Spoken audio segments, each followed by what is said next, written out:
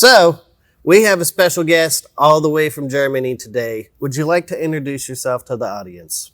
Yes, my pleasure. You? Yeah, my name is Emil Schubert. My current position is a managing director of Abicor Brinzel, here with the focus on technology. So function is called Chief Technical Officer. And I'm happy to be here and talk about different aspects of welding technology. Well, before we dive into the technology, I would love to hear more about your background. Like, how did you get to where you are today? Yeah, it was quite some way. So, but nevertheless, let me start at my university time. So I studied material science with a focus on, let's say, metals technology back in the 80s.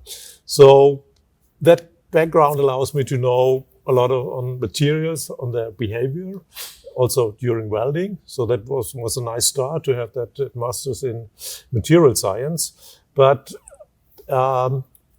later in my studies, I got kept by laser technology. I found that really fascinating. Yeah. In the late 80s, was still at the beginning for industrial applications. So I then did a PhD on laser processing, developed some new applications, especially for automotive industry. And that was a really exciting time. So I finished my PhD in the early 90s. And then I thought it's time to go for a real job, go outside the university world. Yeah. So I went to a steel plant for nearly 4 years. And what was that like? Working in the steel plant? Hot? Big, different, hot, but okay, I have to admit it was also in the R&D department of the steel plant. All right. So but nevertheless, so we tried to,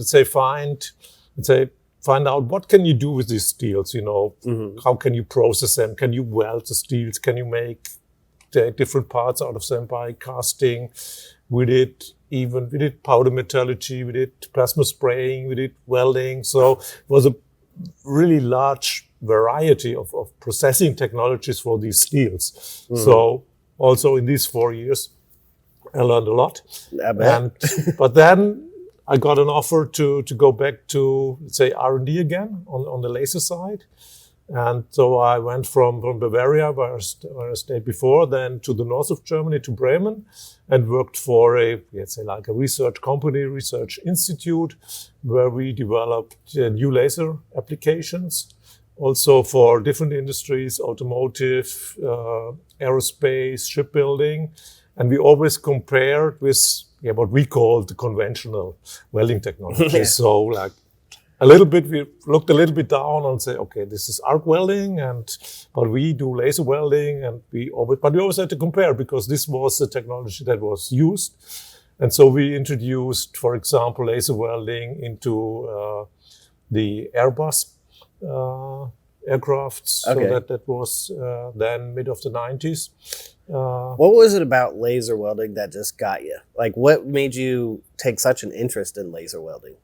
It's so fascinating. It's so fast compared to other technologies. So this speed, you would say speed of light, but also then the speed of welding, sometimes like an order of magnitude faster. And this always catched me. And it had that, let's say, high-tech smell. You were, to say, on the forefront of R&D. These other technologies, I know about them, I can use them, but that was all brand new. People never used that technology before, and so we showed them, we told them, we made all the experiments, and then it was accepted. And then for me, it was always the best thing when an industrial customer said, okay, now we use it in industrial production. Yeah. I didn't like to stay really on that basic R&D side, but I always liked the applied R&D side, bringing it into an industrial production. Well, so then after you did your doctorate in that, and started getting into the industry, what was your pathway after school? Like, what did that look like for you? Yeah, it was really straight into, let's say, university to have that material science master's, and then directly then for the PhD for another 3 years, and then when I finished that, then I went to industry for that steel plant, and then back to that research institute on laser technology. And so with lasers, I know this is one of the topics we're going to go pretty in depth on, but laser welding seems pretty far out of reach for most people right now. It's more of like an industrial application, but what have you seen the transformation of laser welding be throughout the years?